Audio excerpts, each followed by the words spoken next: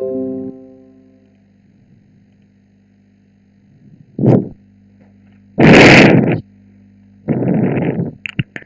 our previous session of supply chain management, we had started discussing about outsourcing. We discussed what outsourcing is, and we also named quite a few different types of outsourcing, like business process unit, legal process unit, and knowledge process units, to name few.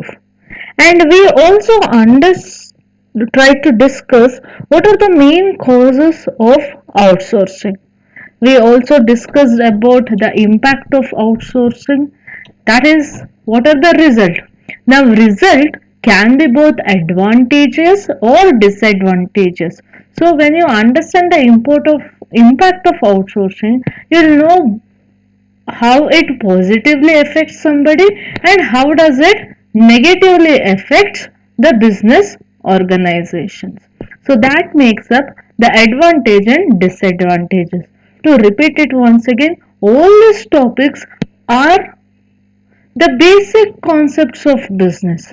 So if you understand what outsourcing is all about, writing the advantages or disadvantage either in terms of point by point or in terms of a paragraph should not be difficult for you all. And also, if at all it comes to that, you'll have to explain about it, neither should it be difficult. Then we discussed about why is that different countries should outsource to India especially. Now, what benefits will they get if at all they outsource to India? That was the last topic that we had discussed in our earlier session of supply chain management. So, in our today's session, we shall move further and we shall see what are the main factors which are necessary for a successful outsourcing. Now, when we speak in terms of theoretical way, yes, we point a few. We tell these are the main things. These are the main, so elements which make particular things better. Or in this case, these are the elements which makes outsourcing successful. But remember this thing: when we do business, practically when business is done, each and every element has to work out properly. That is the only thing when it can be successful. That doesn't mean that each and everything that we do shall be perfect. Now, the business has to operate in such a way that whatever it has to do, it shall see to that all the activities that it has to do, it shall make it adjustable to the best possible way for its business. That's how business is done. In when we study in terms of a theory paper, yes, we can mention, we can write in black and white, these are the things that we'll have to do, this is how a business can be successful. But remember, this is the theory part. When it practically works out, it shall definitely be different, and every day it is a different thing, and every activity that we do may be of the same process, but every time we do, it shall definitely be different. So, some of the main factors which can make outsourcing successful is that first one, we'll have to understand the vendor relationship. That is, now before we choose a vendor for our business organization, especially we do this outsourcing with the aim of increasing profit. So before we choose a vendor, there should be strong vendor relationship. Now this can only be done when the one who is subscribing for it and the vendor both have trust in one another. that they act in terms of best for one another. And there should also be higher customer satisfaction, and the business should understand the company's goals and objectives, or the vendor should try to understand the company's goals and objectives. That is when there can be a strong vendor relationship. Because now, if it is always like this, when I have to work for something my own and when I compare it with somebody else doing the same, definitely there would be some difference between the two. Here, what they are trying to tell is that because you are making somebody else to do what you have to do, there should exist a strong relationship so that your objectives are met by somebody else. So that is all regarding the vendor relationship. Basically, it tells there should exist a strong vendor relationship. Now, the second point that is mentioned here under is regarding the offshore team. Now, this offshore team, when you hear this, what we can understand? That definitely there is two countries involved. Now, it is not at all necessary that outsourcing is always done outside the country. But majority of outsourcing, especially if we see in IT sector, there shall always be offshore team or some team which is working beyond the political boundaries of our own country. So the first thing here we'll have to understand is the business organization which goes in for offshore outsourcing, it will have to select a particular person as to who would be leading the offshore team. Now if this particular person or this particular individual or maybe a group of individuals, they have the required exposure and also if they have required experience to fulfill all the requirements, then it can be guaranteed that this offshore team or this group of people, they shall always have a seamless transaction of work, and they shall always see to that, given all other things being in the side of the business, things shall always or the business shall always have a successful outcome.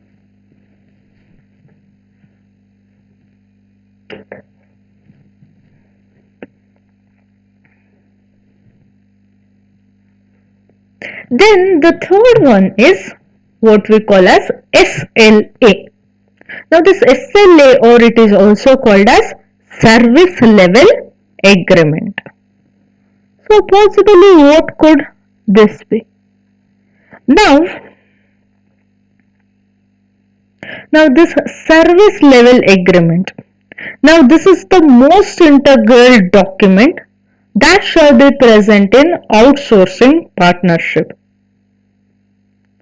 So basically service level agreement is a agreement between the one who is outsourcing and the one who has taken the deal of outsourcing. So here under SLA, everything will be clearly written out, and it shall be seen that it shall be written in such a way that there will be no space for any kind of confusion on any of the detail mentioned. So it is not that once you have a deal, you simply write scribble things and you sign it. It never happens that way. You do a final format of it, then you shall have a discussion. If at all there is any changes are necessary, if there is any confusion, it shall be changed over meeting, and that is how things shall be finalized. So it should be finalized in such a way that once after it is finalized or the deal is struck, there should not be any particular thing which might lead to confusion.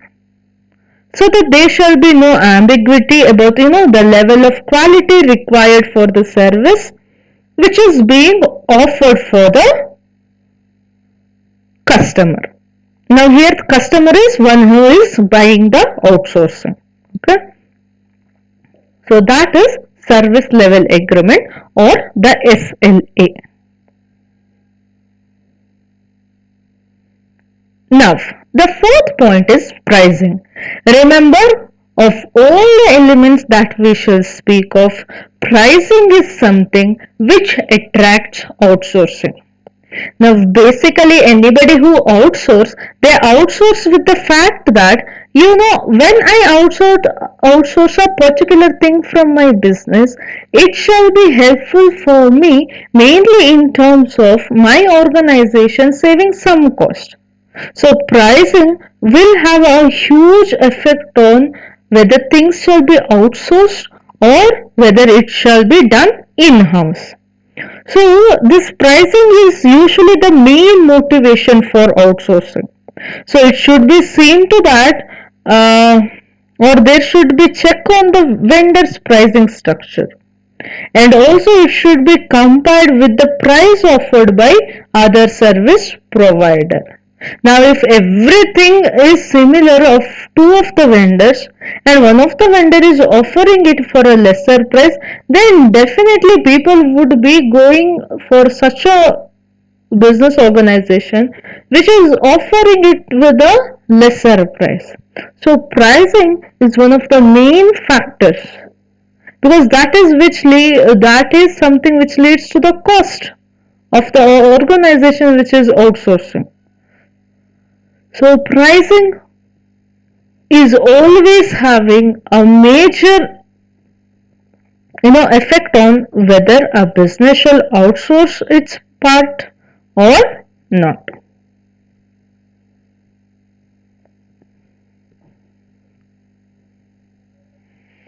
Then the next element is flexibility. Here now the question is flexibility regarding what? Or if it regarding a person, flexibility of whom? Now here flexibility, we are speaking in terms of the approach of vendor, okay, or one who is offering the service. Before the deal is struck, it should always be seen that the vendor is always flexible enough and not rigid in their approach, or to tell strict in their approach. Because one thing, the business, it's always dynamic, and this dynamic nature or characteristic of business will always calls for business to be flexible in nature. So it is important for the vendor always to be flexible enough to understand the concern and offer possible solution.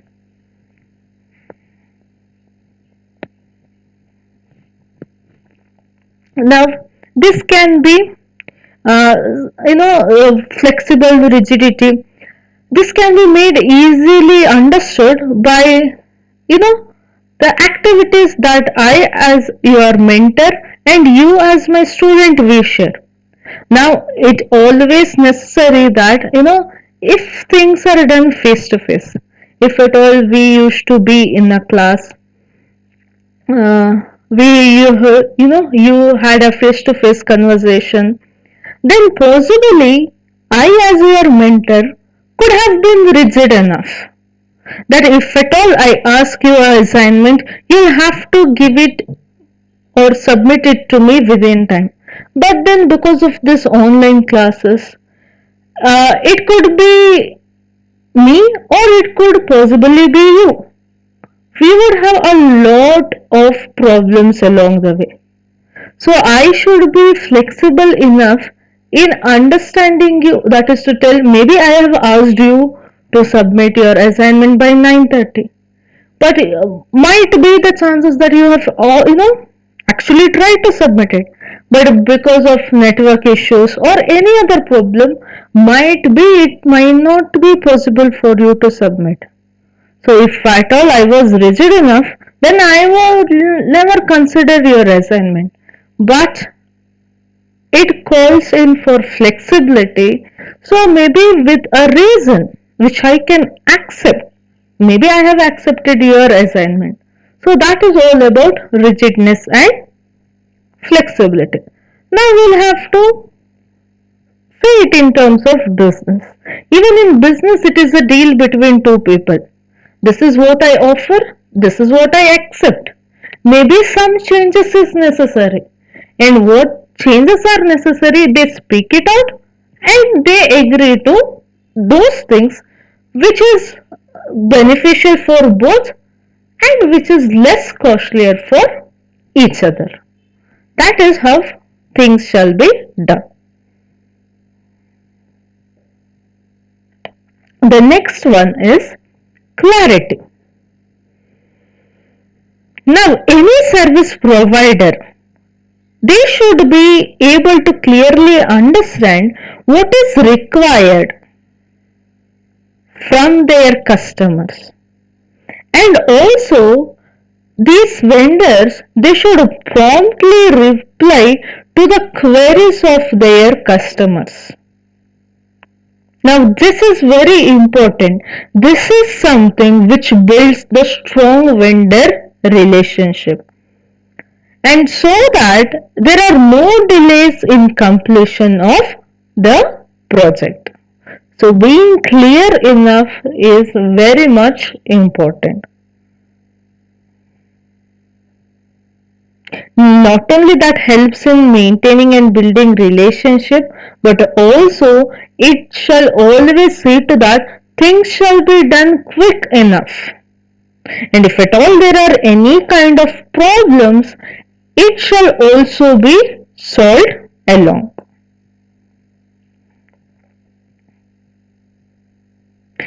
The one more important thing here is qualification and experience. Now here qualification and experience, especially of the vendor of the outsourcing. Okay. Now if the vendor has appropriately qualified and he has very good experience, and if at all he has resources that will be competent enough to handle the day-to-day operations of the customer's project efficiently and smoothly, then it shall always lead to a successful project of outsourcing.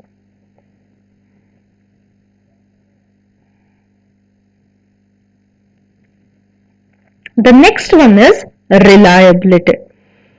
Now, reliability is nothing but it is the element of being trustworthy. That is to tell if it is possible. Now, there might be chances that this task is not possible, but if at all it is possible, then the customer or the one who is seeking the outsourcing should try visit the vendor's site.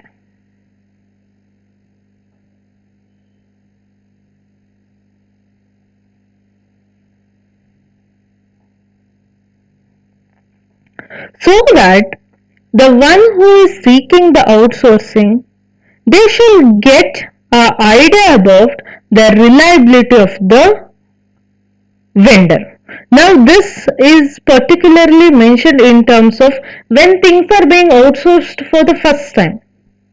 Now if at all once the deal is struck and things go successfully, definitely from the next time onwards, this is not that much of necessary because there would have already been in existence a relation between the customer and the vendor, and things will definitely move on in a easier way.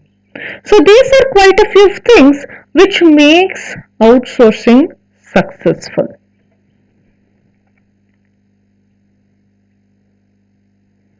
So we shall try to understand how shall this outsourcing process actually happens. Now it can be any kind of outsourcing program. It could be BPO, it could be KPO or LPO. Now, from the start to the close of any of these programs, there shall definitely exist a lot of ideas, thousands of opinions about the purpose and also the scope or the area coverage of the program. And definitely it shall include opinions and ideas about the final result of the program, and how the program will be carried out, and how shall the program agreement be, and each and every element that is concerned with outsourcing. Now, typically if we have to speak, there are mainly four stages. Now I shall mention each of the stage. Take it down. It is not the thing is that you know the process very well, that if you know the stages, you shall be able to tell it in your own words. Okay, there are mainly four stages. First one is program initiation, the second one is service implementation, the third one is final agreement, and the fourth one is program closure. So these are the four steps. I shall repeat it once again. The first stage is program initiation, second one is service implementation, third one is final agreement, and the last one is program closure. Now this happens in a typical outsourcing program. Now each of the stage, it is self-explanatory. Now first one is program. I shall tell it in a very brief way. Now first one is a program initiation. So initiation is nothing but the beginning. So what could possibly be here? First, the customer or the one who is for whom the outsourcing is necessary, they'll try to understand what are the things could possibly be outsourced. Then they shall look into a discussion as to whether things should be outsourced or whether it should be done in-house. Now they shall have a comparison as to whether it is benefit more if we outsource, or will it be helpful if we do it in-house. Now if comparison shall be done, then definitely if it has to be outsourced, then the cost of outsourcing has to be less. Once they decide it shall be outsourced, they shall look into the fact as to who are the vendors who could possibly give us the best outsourcing process. Now once they shall make a list, they shall look into different things as to the cost, whether the deal can be done, how shall things go on. There might be one best outsourcing vendor, but might also be some elements within that vendor which may not work out in the best interest of our business organization. Now that, and it shall definitely call the business organization to move to the next best. So, having analyzed all the factors, the business shall decide on one particular vendor. Now, once they locate the vendor, the next thing that they'll do in the initial stage is that they shall try to have a deal with the vendor. If at all everything goes on well, then they shall definitely, that is the first step where the deal shall begin. Now before that, all the things that are necessary, starting from when the project shall begin, up until what time, what things are included, who would be initiating what, everything shall be discussed and the agreement shall be signed on to. Next is the service implementation. All the services that shall be given shall be discussed hereunder. Now how shall it be rendered? Where? What quantity, for what price, who shall be rendering it, everything shall be decided on. Then the final agreement. Final agreement is nothing but you go to the agreement, the service shall be rendered and it shall be completed. And the final stage is closure. Closure is especially with regard to the financial resources mainly. So that is outsourcing process. Now I shall repeat once again. If we have to mention outsourcing process, typically it can have four stages. First one is program initiation. Second one is service implementation. Third one is final agreement. And the last one is program closure.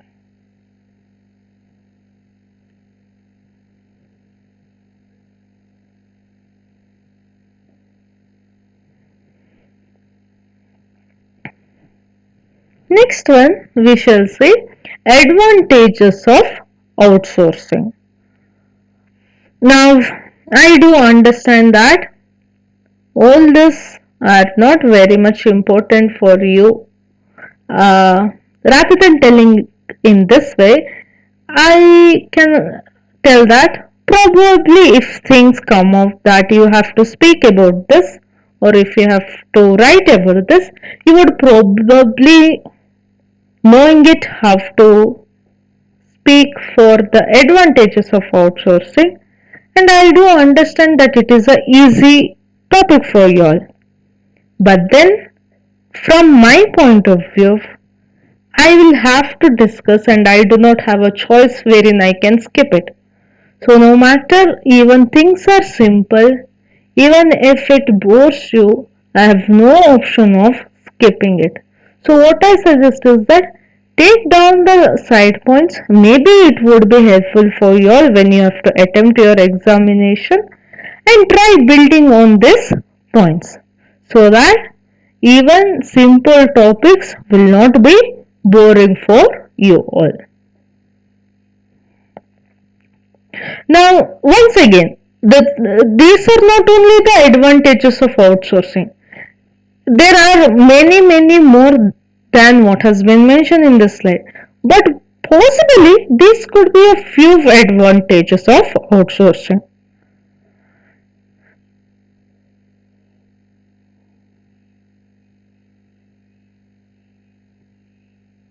The first one among everything is it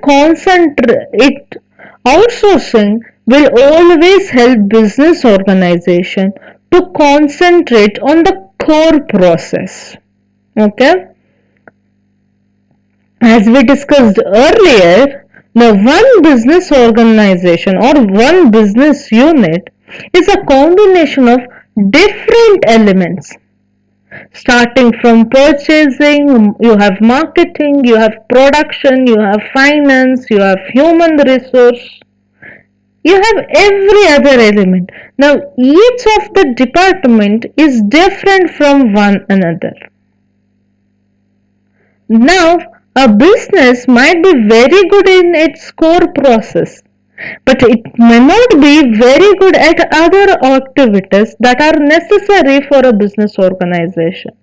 So, especially when this is the case, then outsourcing is one of the best option that the business will have in its hand. So, outsourcing,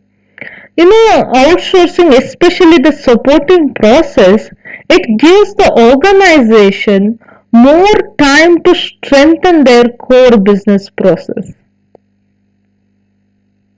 Especially in the rapid growth periods, the back office operations of a company will also expand. Now, a lot of time, this expansion might be such that it might start consuming resource. especially the human resource and the financial resource of the organization at the expense of the core activities, which might have been, result in the company being more successful. So when that is the case, and outsourcing such activities will always allow, refocusing on the business activities that are important, and it will also result in concentrating on the core activities without sacrificing the quality or service in the back office, and thereby business can, be successful. That is to tell, a company might land on a large contract that might significantly increase the volume of purchasing in a very short period of time. So if that is the case, see, now you have both the work. You'll have to, start purchasing more and more. You'll have to give time and effort. That is, you have to allocate human resource and finance there. Now that is a part of activity. But your main intention here was your production should have been increased. Now that is the core activity which the business organization will have to concentrate. So now if at all it increases, the back office increases so much that it starts consuming the activities of the core business, then outsourcing the back office will always be helpful. So in the example if we took, if it is we purchase, if we outsource the purchasing in this case, then definitely it should be helpful for the business organization. First, in terms of it can concentrate on the core process, definitely yes. Second, especially in terms of that, even the office need not sacrifice something on back office also. Somebody else would be doing equally good work here. So that is all about the first advantage of outsourcing, how it helps a business organization to concentrate on the core process of the business.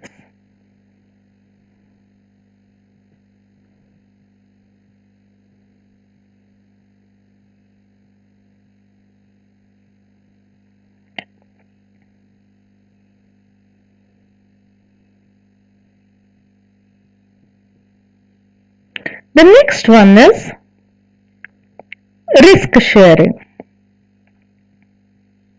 Now this tells that outsourcing helps the organization always to shift some of the responsibility to the vendor of the outsourcing or the outsourced vendor.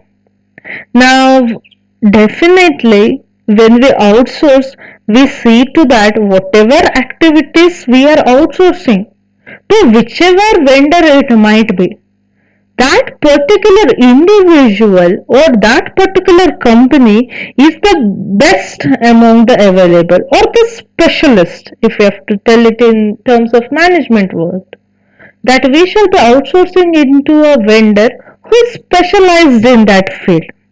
Now since the outsourced vendor is a specialist, definitely they plan risk mitigating factors in a better way. That is how, for the one who is seeking outsourcing, there shall be a risk sharing.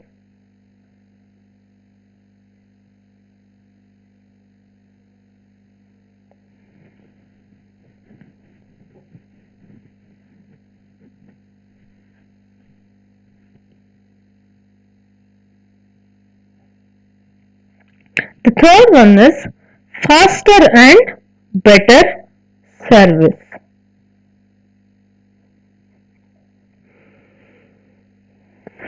Now this is to tell the outsourced vendors, the specialist whom we were discussing, they shall have specific equipments that are necessary to do things better, and also they shall have technical expertise than the outsourcing organization or the one who is seeking the outsourcing. So the task, or in other words, whatever has been outsourced, it can be completed faster and with better quality output also. The next advantage if we can see is, or what we can see is, outsourcing will always save on infrastructure and technology. So this is something what is advantageous for organization if we do not mention it also, because the outsourcing partner, they shall take the responsibility of the business process. So the outsourcing elements or the outsourcing, it eliminates the need for investment in infrastructure. All I have to do is that I have to pay for what task I have given out.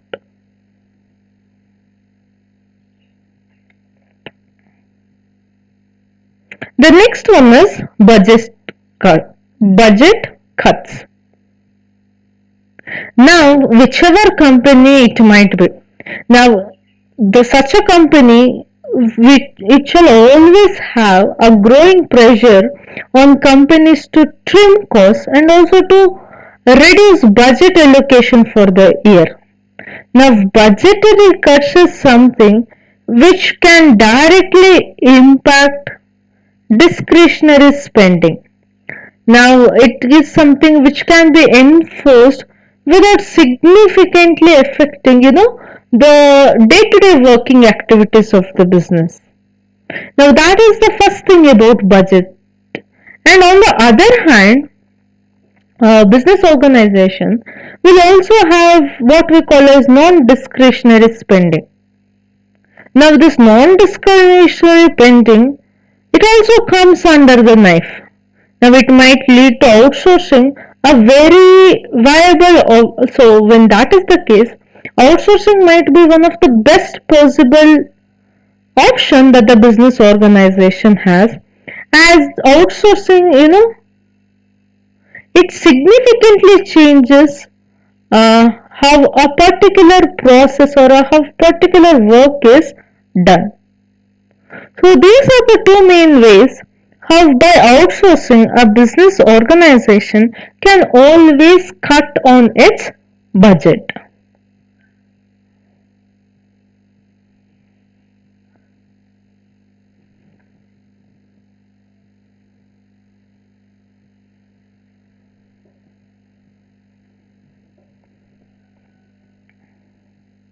The next one is risk mitigation. See, risk sharing is different, risk mitigation is different. You can either present it in one point or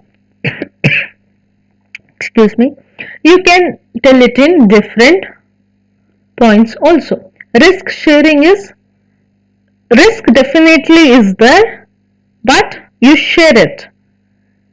Risk mitigation is you entirely resolve the risk. So here the point of view is that assessing or understanding the risk and mitigating the risk is one of the key in any successful outsourcing relationship, both in terms of customers perspective and also from the perspective of outsourcing provider. So being aware of the risk involved and having the ability to monitor, evaluate and manage this risk becomes important. So this also means having the formal metrics or process for doing or for risk mitigation.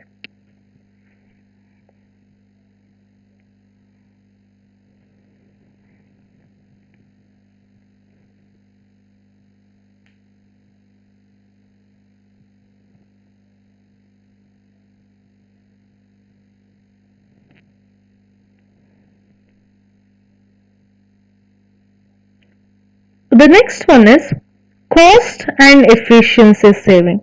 Look into the point here, the cost is also saved and also the efficiency also increased. So outsourcing is one of the good option when organizations back office functions that are especially complicated in nature. But then the size of the company is preventing it from performing that at a consistable and reasonable cost. Now when this is the case, then definitely outsourcing is something which saves the cost and also which increases the efficiency.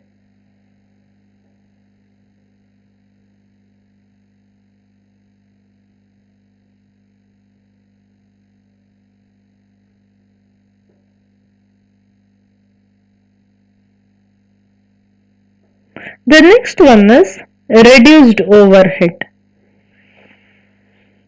So the as we discussed earlier, the main purpose of outsourcing is itself one of the main purpose itself is we see to that the cost is reduced.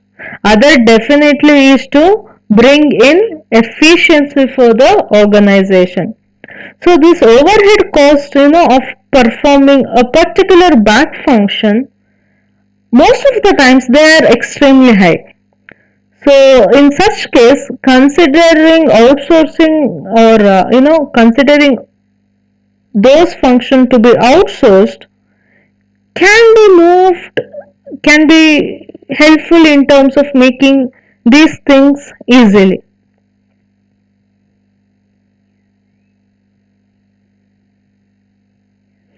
So let us take an example to understand this.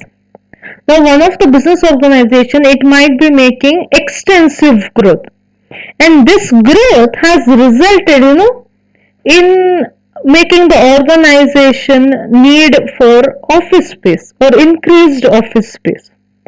So the current location wherein the business organization is set up, it might be very expensive and it might be such a case that there is no room to expand. So outsourcing some simple operation in order to need for office space is something which a business can consider.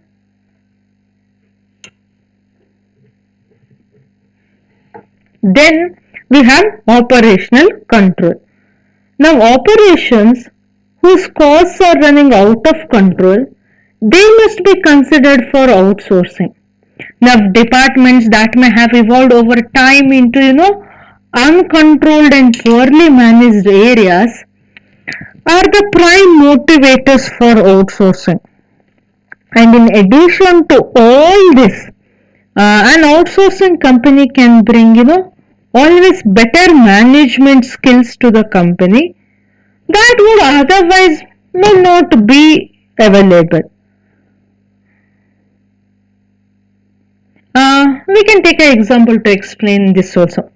Now, one of the information technology or the information technology department, mm, it might have taken too many projects.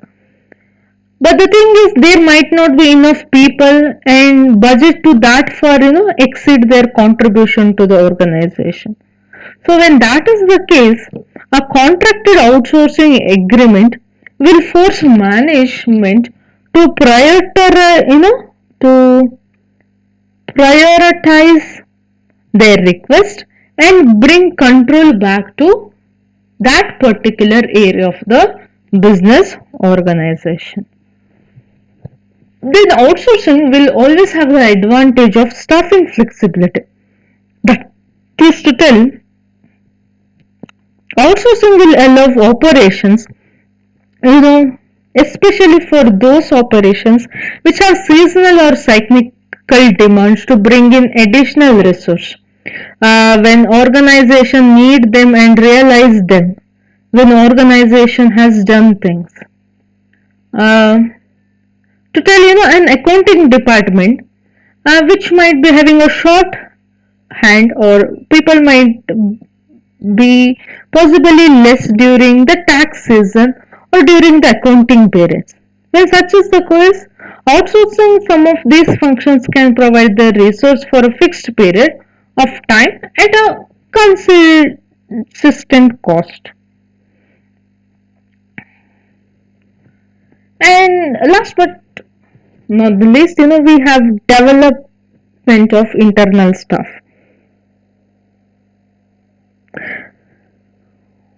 Now, this is that most of the times in business organization, a large project needs to be undertaken which requires skills that the staff of the company may not possess. So, on-site sourcing of the project will bring people with the skills which are necessary for the company. So, the company workers can, work alongside them to acquire these new set of skills. Uh, to give an example for this, a company might need to embark on a replacement or a upgrade project on a variety of customer built equipment. So the company's engineers, they might not have the skills which is required to design the new and upgraded equipment. And when this is the case, outsourcing this project and requiring the outsourced engineers to work on site will always allow the engineers to acquire a new set of skill.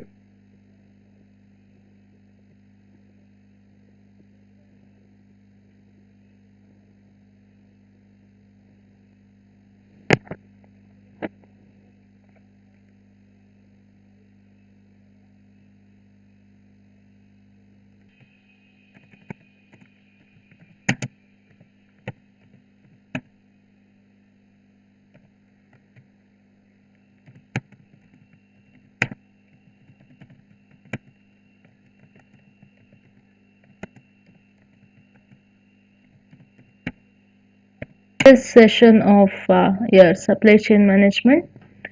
In our last session, we discussed outsourcing process, the benefits of outsourcing.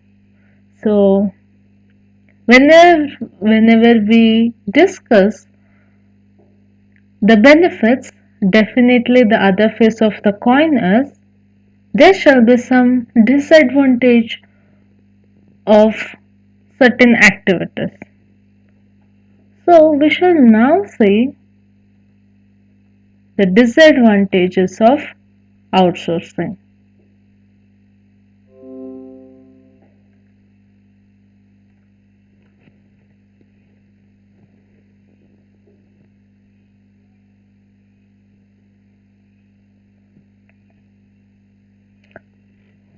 So now speaking about disadvantages of outsourcing, disadvantages are nothing but the elements which might prove wrong for a certain business organization. So when we do disadvantage, probably what can work against us? Mm. Now, when an organization outsources the human resources, especially, there might be payroll and recruitment service at a risk of, exposing confidential company information to third party. Now, maybe for small organizations, this might not be of such a concern. But consider a business organization where it gives employment to thousands of people. And in such a business organization, if this HR is outsourced and the vendor who has taken up this, if at all he acts against the interest of the business organization, then definitely it is going to harm the company.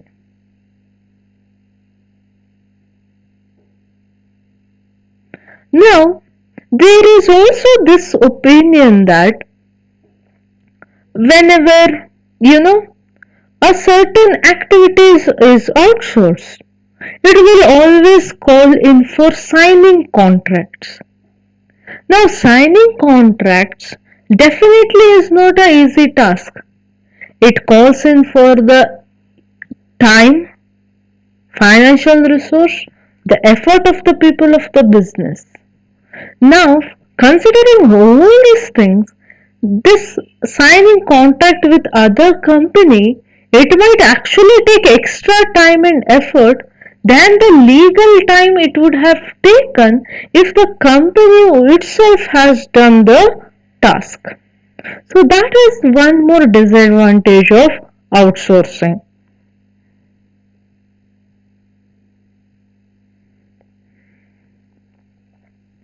Possibly the third problem could be there shall be a lack of communication between the company which is seeking for the outsourcing or the outsourcing customer and the vendor of outsourcing activity.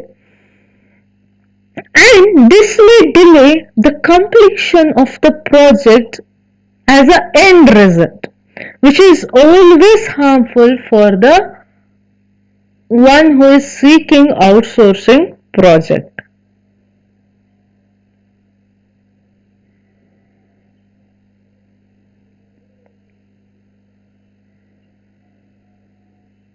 Now, consider this outsourcing in a public sector. Now, public sector especially represents those business organizations which shall be controlled by the government. Now, the government controls it with the main intention that it shall be done for the people and it is in the best interest of the people if the government looks after it. But nowadays, privatization is happening at a rapid pace. So, this creating privatization of public sectors especially, it shall reduce the control of the government over the business. Now that is never accepted for especially for economies such as ours. Now the recent news if you see in business, now they are planning to privatize many of the public sector and one major issue is with regard to privatizing Life Insurance Corporation of India. Now, those who are interested can know about these things. So, you should understand what is actually happening around you and around the business world. And definitely, the next main argument which is against outsourcing is loss of job. Now we spoke about offshoring outsourcing.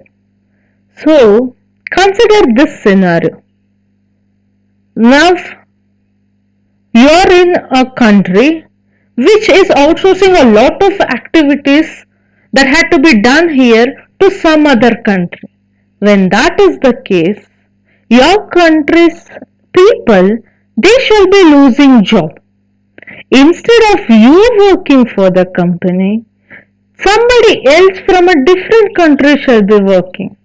So it shall lead to loss of job opportunities for the individuals of especially of those companies or those countries who is seeking outsourcing from a different country.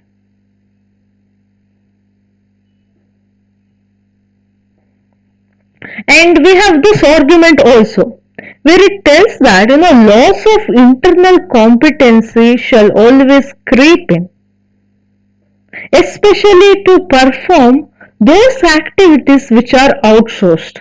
And this always makes subsequent insourcing of the activities problematic. Now, instead of if outsourcing, if I would have done it in-house, maybe for this particular year or this financial year, it might prove costlier. Maybe it won't be coming under my budget. But as years goes on, as the business understands, as it gains experience and expertise, it shall definitely be better. And compare this with outsourcing. When you outsource, somebody else is doing. In terms of knowledge, in terms of experience, especially in those activities which are outsourced, the company is not gaining anything at all. So this is also one of the argument which speaks against outsourcing. Now, if at all it is being outsourced to the same vendor, it is fine. But every time we outsource to a different client, the need to manage new relationship with the outsource also becomes necessary. And this maintaining a relationship is not such a easy task in a business field. And the most biggest argument is it is always difficult to decide as to what are the things which are to be outsourced and how much of these are to be outsourced. So all these are some of the arguments against outsourcing or some of the disadvantage of outsourcing. Yes, some things have been mentioned in your slide also. Now this is an image that I picked up from Google and I've just put it up here. So you can add on to the points. So the first one is, as we said, delegation trouble. That is nothing but what to be outsourced and how much. Then you have distance management issue. Definitely when you compare with in-house outsourcing, there shall be distance. Virtually might be now in this, era of modern business where things are being done virtually. Maybe comparatively than earlier, it is not that difficult. But still, this problem does exist. Then the third one is selection of vendor, which is a crucial task. Then you shall have time zone differences. Now this is also something that we'll have to look into. Now you might have heard some of your friends, might be your seniors or some of your relatives working in the night shift. Now that becomes especially necessary because there exist time zones. So at what time we sleep, the company which has outsourced to us might be working. So when that is the case, definitely the one who has taken up the outsourcing has to work to the time which is relevant to their customer. So that is time zone difference. Then when two countries are involved, two different places are involved in outsourcing uh, deal, there exist cultural disparities or what we call as cultural differentiation. Might be for our country some particular days might be very important and we do have holidays, but for the company which we have taken into outsourcing deal, they might be of a different country, they might be following a different culture. For them holiday is different. So all these are small small things, but these are the example for all this.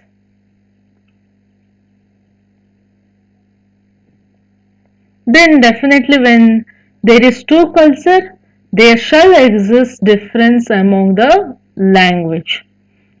Now English is normally what is being used between all these things, but then to a larger extent, I don't think that language might be a barrier. But yes, to a small considerable amount, we can consider it. Then definitely there is always the risk of data leakage because there is always a third party involved in outsourcing. It might always result in leakage of data.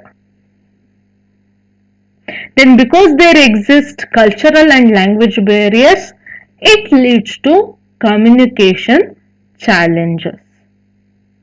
That can be one. Second one is that there is somebody, since the third party is involved, you might have always asked the permission of third party also. Now most of the time it may not be of that problem, but still things does exist. The third one is specialty outsourcing. That is to tell there might be quite a few things within which the organization and only this particular business organization is specialized into. Now, if at all things comes down to that, those specialized things might should be outsourced, then there is a problem that a lot of valuable information of the company will have to be shared, and there shall always be this hidden cost, what we call as the one where we took the example for time zone difference. Now if at all I am also working 4 to 5, sorry, morning 9 to evening 5, the other company is also working 9 to 5, fine. But then, if at all things are such that my time calls in for their night shift, it shall always be more costlier than the earlier example that we took. So, those are the small hidden costs, but it still does exist. Then we have the problem of employer branding risk, and there are also chances that quality what we expect, there are a lot of time it may not be reached. So as we discuss, you can see that the list can be, made still more and more and more. But these are quite a few things. Now if at all, if you have to speak, add on to it. Where you think things can be combined, combine it. What is more important is you understand what it is. Where do you have advantage? What probably can act against the interest of your business organization. Now, if you understand so much, it is all that is necessary. Now we shall see into a topic where we can speak of this outsourcing services. Now outsourcing services tells that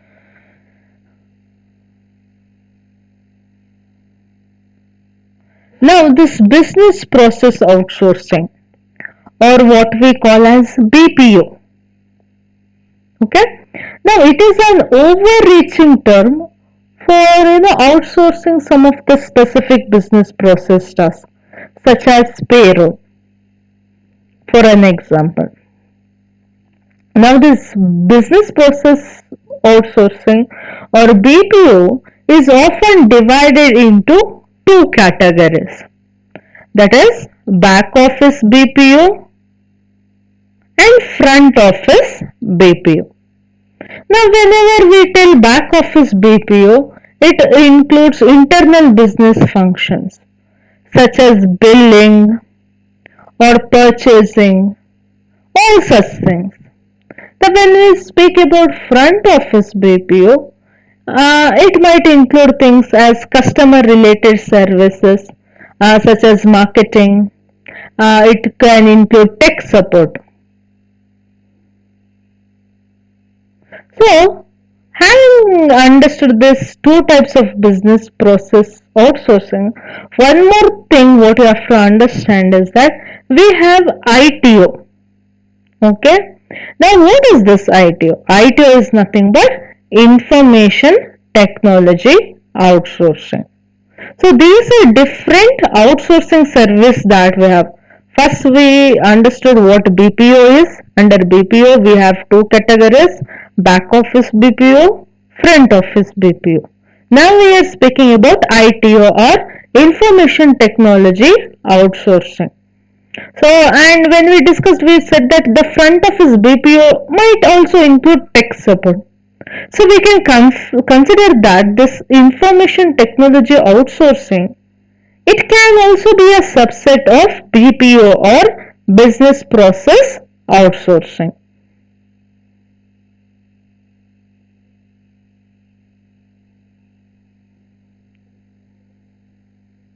Now you have something called as KPO also. Now KPO is nothing but knowledge process outsourcing. Now this knowledge process outsourcing, it involves process that demand advanced research and also analytical, technical and decision making skills.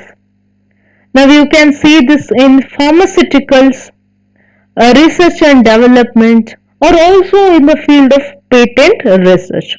So it is also one of the outsourcing services. That is KPO, or knowledge process outsourcing.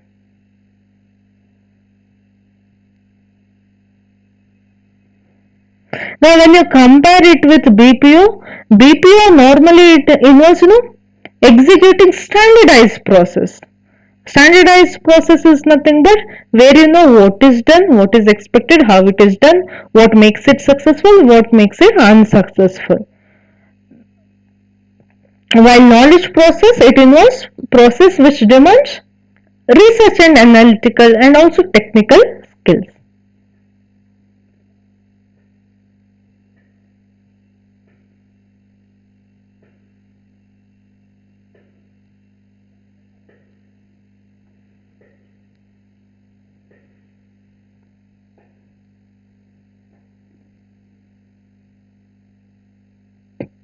Yes.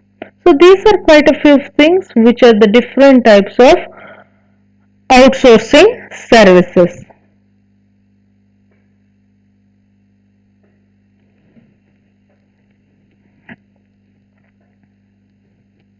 So now we spoke about so much of outsourcing. Now one of the main outsourcing is IT outsourcing, okay, or information technology outsourcing or ITO. Now this IT outsourcing, it all depends upon the pricing. So the appropriate model for an IT service, it is normally typically determined by the type of the service provider who is present. Now, even this outsourcing, no matter how recent it is, even it has seen a phase. There is a traditional phase and there is the recent one or the modern phase. Now, traditionally, most of the outsourcing contracts, they have been built on time and materials or on fixed price basis. But then as outsourcing services have matured, from simply basic needs and services to more and more complex partnerships which are capable of, producing transformation and innovation, contractual approaches have evolved to include managed service and also more outcome based arrangements. So some of the few common ways, to structure an outsourcing engagement has been put up in the slide. And the first among those is time and materials. Now, as the name suggests, here the client or the one who is seeking the outsourcing, that particular individual person or a company, it pays the provider based on the time and also based on the material used to complete the work.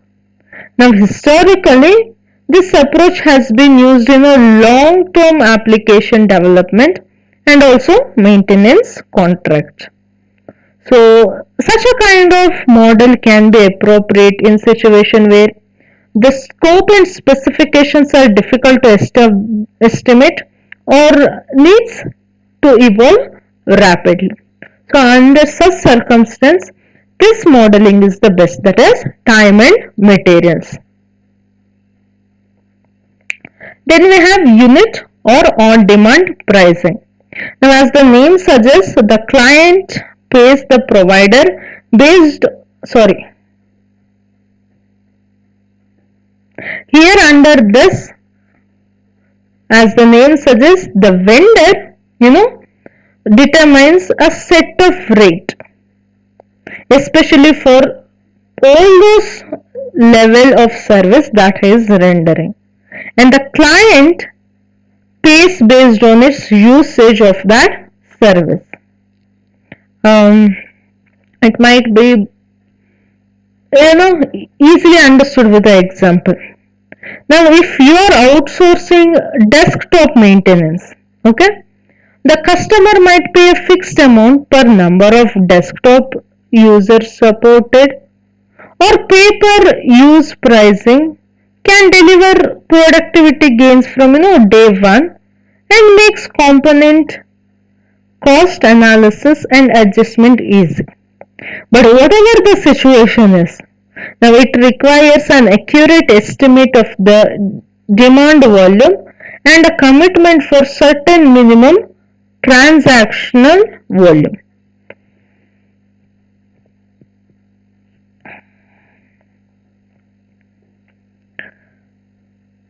The third one that we can say is fixed pricing. Now the thing here is the deal price is determined at the start under fixed pricing.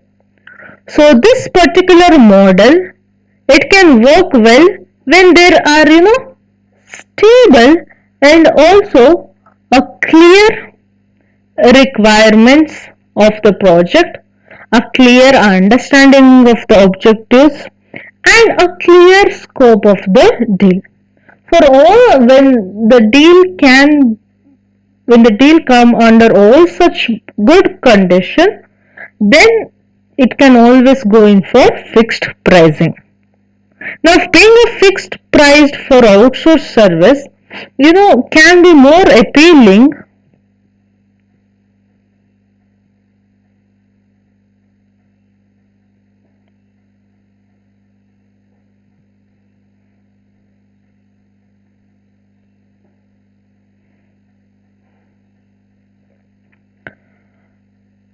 because it makes cost predictable. Now, it can work out well, but when the market pricing goes down and down over time, normally it does happen. So, when that is the case, a fixed price stay fixed. Now, fixed pricing is also hard on the vendor, which has to meet all the different service levels at a certain price. No matter how many resources those services end up requiring.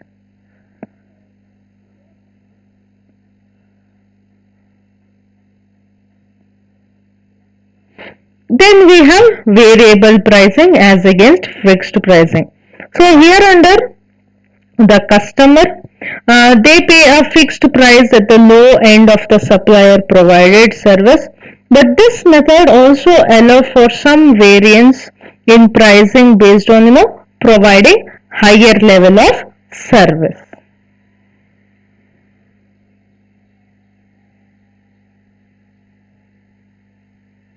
Then we have cost plus. Now the contract is written here under so that the client pays the supplier for its actual cost and always add or a plus a determined percentage for profit. Now such a pricing plan does not allow for flexibility as business objectives or technologies normally change, and also it provides little incentive for a supplier to perform effectively.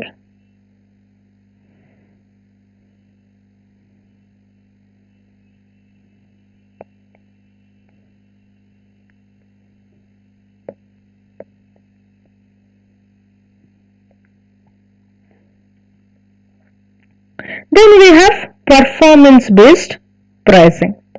So here under the buyer provides financial incentives, especially those which encourages the supplier to perform in a very optimal way. But this type of pricing plan, it always requires suppliers to pay a penalty for unsatisfactory service level. So you can understand it by the name, right? Performance based pricing. That is, you work better, you shall have the benefit. You underperform, then all the cost is on your head.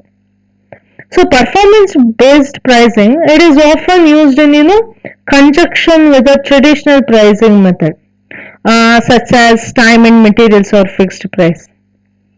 Now this approach of performance-based pricing, it can be beneficial when the customer can identify specific investment the vendor could make in order to deliver a higher level of performance.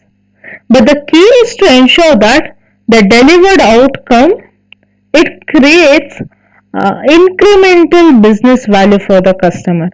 Otherwise, they may end up rewarding their vendors for work they should be doing anyway.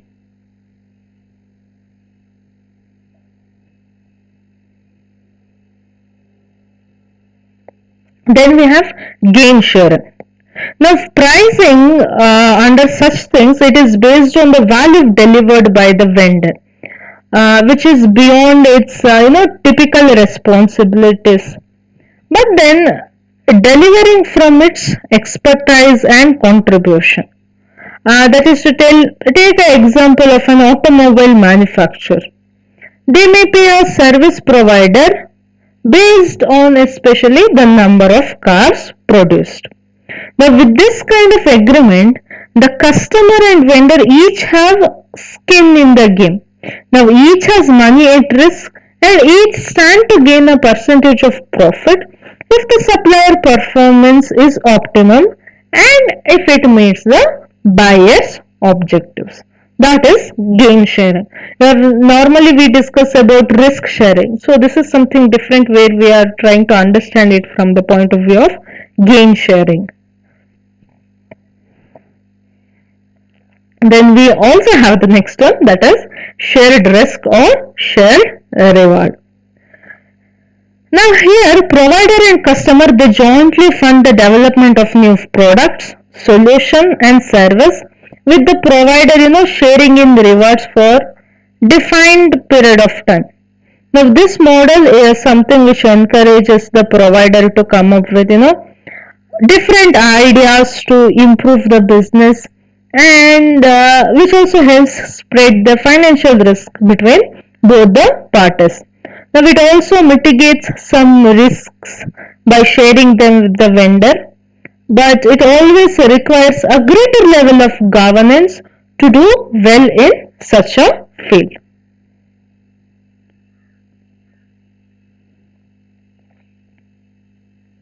Now, if you see this IT organization, they are increasingly looking for partners, especially who can work with them, as they embrace agile development,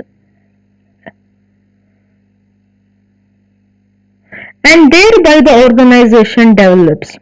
So organization, they are rapidly transforming to agile enterprise. That requires rapid development. Now rapid development cycles, and also it requires for a close coordination between business engineering operations.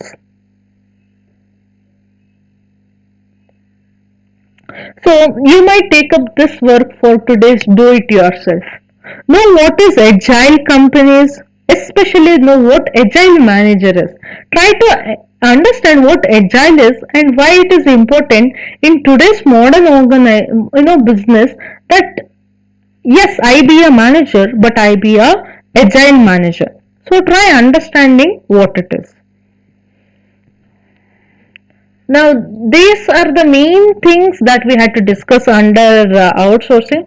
Now, there are few other aspects of outsourcing which are like hidden. Let us just try understanding it, and thereby we shall wind it up here. Now, speaking about outsourcing and job. Now, this term outsourcing, it is often used interchangeably, and there are chances that it is also used incorrectly with offshoring, usually by those in heated debate. But offshoring, or more accurately, offshoring outsourcing, it is a subset of outsourcing wherein a company outsources services to a third party in a country than the one in which the client company is based.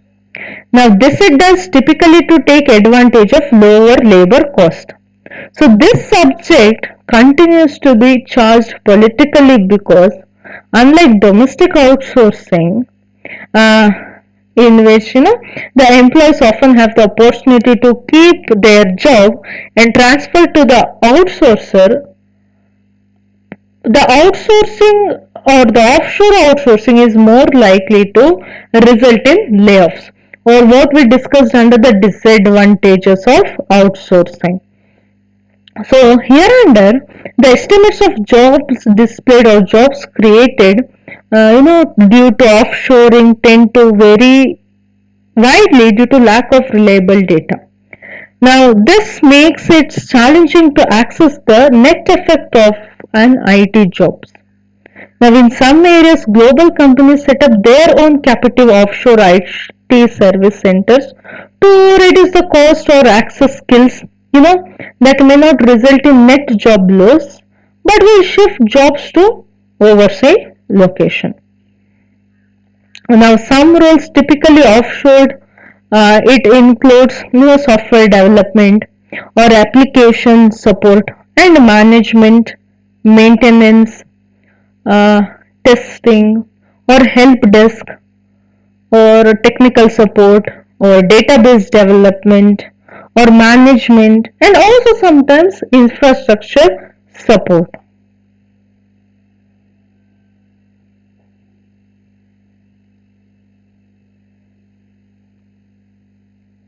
So there are some of the industrial experts who point out that increased automation and robotic capabilities, it may actually eliminate more IT jobs than offshoring outsourcing does. Now I shall repeat it once again. Now these aspects are something that you'll have to know when we try to understand outsourcing. Now this is one out of the topics where we have a lot of discussion and debate as to outsourcing and its connection with the jobs, whether people are losing it, whether people are having it, who is having the benefit, who is paying for it. Then we have the challenges of outsourcing. Now, this tells that outsourcing is difficult to implement. Having said and done so many things, having discussed about so many things, this is definitely true that outsourcing is something which is difficult to implement. And the failure rate of outsourcing relationship till date, no matter how evolved outsourcing has been, it remains high. Now, depending upon whom you ask, it can be anywhere from, the resource source, it can be anywhere from 40 to 17%. Now, at the heart of the problem, you have the main conflict of interest as the inherent problem of any outsourcing agreement. That is to tell, the client seeks better service, often at a lower cost than it would get doing it work itself. If you see it from the point of view of vendor, the vendor, however, wants to make a profit. So this tension must be managed closely to ensure that outsourcing agreement ensures a successful outcome for both client and vendor. So now another cause of outsourcing failure is the rush to outsource in the absence of good business case. Now, excuse me. Now, this outsourcing, it is pursued as a quick fix or a cost-cutting maneuver or the characteristics rather than an investment designed to enhance capabilities or to expand globally or increase agility and profitability or bolster competitive advantage, is more likely to disappoint.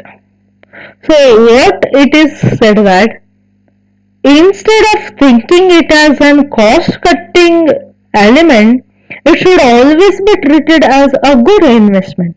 That is the only case when outsourcing can be beneficial in the long run. So generally speaking, risk increases as the boundaries between client and vendor responsibilities blur and the scope of responsibility expands.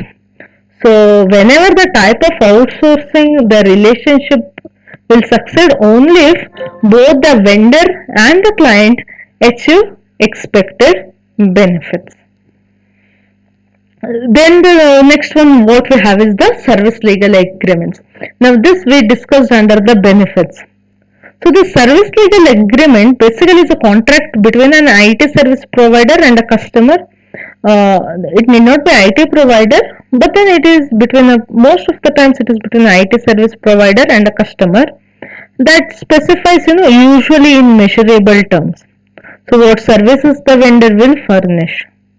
So this service level are determined at the beginning of any of the outsourcing relationship and are used to measure and monitor suppliers' performance. So this is what it is. But then often a customer can change a vendor penalty fee if certain SLAs are not met or so used judiciously. That's an effective way to keep a vendor on the straight and narrow. But nobody wants to be in business of penalty charging and collection. So bad service from an outsourcing vendor, even at a deep discount, is still bad service and can lead to great problems. So it is best to expand energy on finding out why the SLAs are being misused in the first place and working to remedy the situation.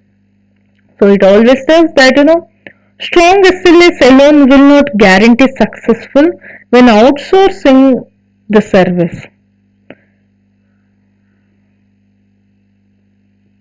Then we have the next thing that we can say is outsourcing and how should be the length of the deal.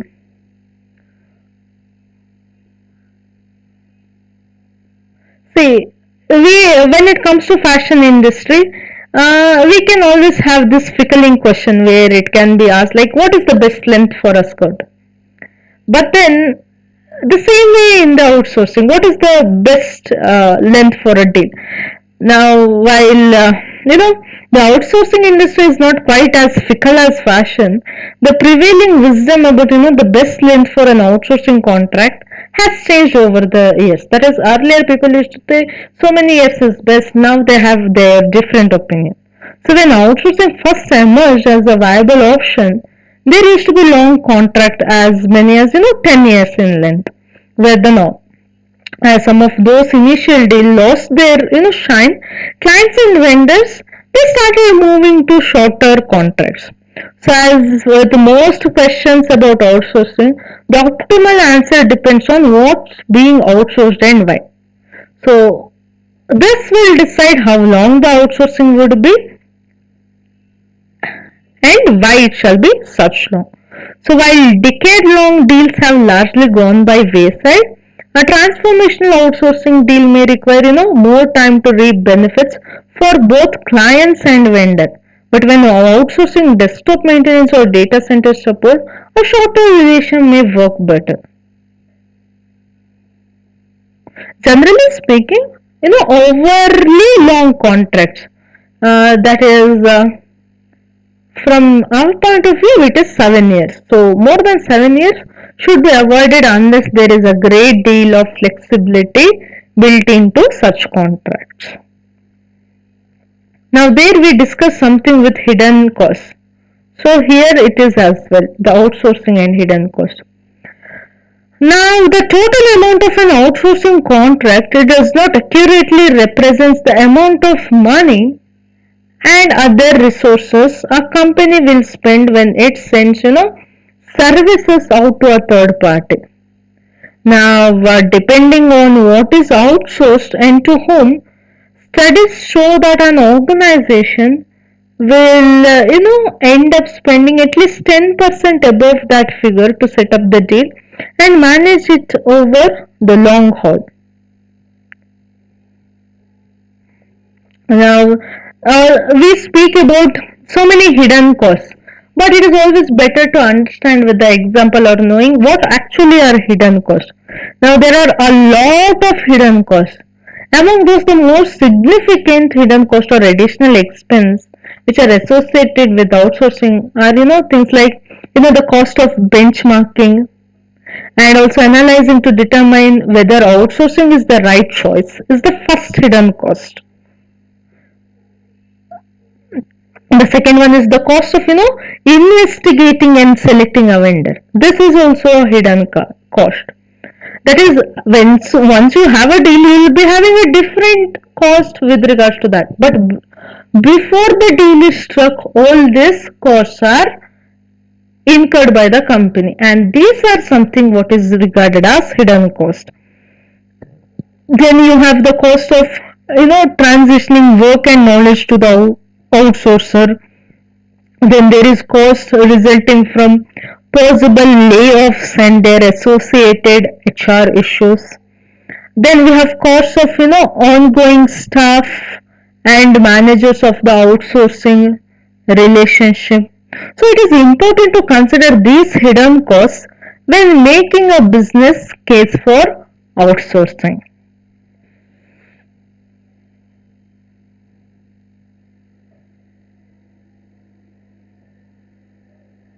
So next we have something that has been not mentioned here, that is mm, that is outsourcing and governance. Now this tells that the success or failure of outsourcing deal is unknown on the day of the contract is being inked or what we call as signed. So getting the contract right is necessary but not sufficient for a good outcome. Now, there has been various research done with this regard, and one of the study found that customers said that at least 15% of their total outsourcing contract value is stake when it comes to getting vendor management right. So, a highly collaborative relationship based on effective contract management and trust can add value to an outsourcing relationship. Or an acrimonious relationship, however, can detract significantly from the value of the arrangement. So the positive degraded by the greater need for monitoring and also for auditing. So in that environment, conflicts frequently increase and it will result in projects being not done. So successful outsourcing is all about relationship as much as it is actual service or transaction. So as a result, outsourcing governs outsourcing governance is the single most important factor in determining the success of outsourcing deal. Now without outsourcing governance, carefully negotiated and documented rights in an outsourcing contract run the risk of not being enforced, and the relationship that develops many look nothing like what has been envisioned in the project. And the most important thing that we normally do not consider is repatriating IT, or here you can consider repatriating outsourcing also. Now, repatriating nothing but bringing back or back sourcing or bringing an outsourced service back in house. Now, when an outsourcing agreement is not working, either because there was no good business case for in it in the first place or because the business environment changed, is always an option. However, it is not always easy to extricate oneself from an outsourcing relationship, and for that reason many clients dissatisfied with the outsourcing result renegotiate and reorganize their contracts and relationship rather than to attempt to return to the pre-outsourced state. But there are a lot of cases wherein which they bring back in-house is the best option, and in those cases it must be feel that it shall always be handled with care. Now, having spoken for almost 3 hours about outsourcing, in brief, what I can tell is outsourcing jobs, it is a natural evolution in the global economy. But to take decision for outsourcing any company, they must satisfy some specific criteria. That is to tell, if the company has sufficient resource to provide the necessary capacity and expertise, then outsourcing may not be necessary. So, this is an aspect that should be examined, especially with the resource of the company, before an outsourcing decision is made. So, outsourcing is not for every company, but it is necessarily an option for others.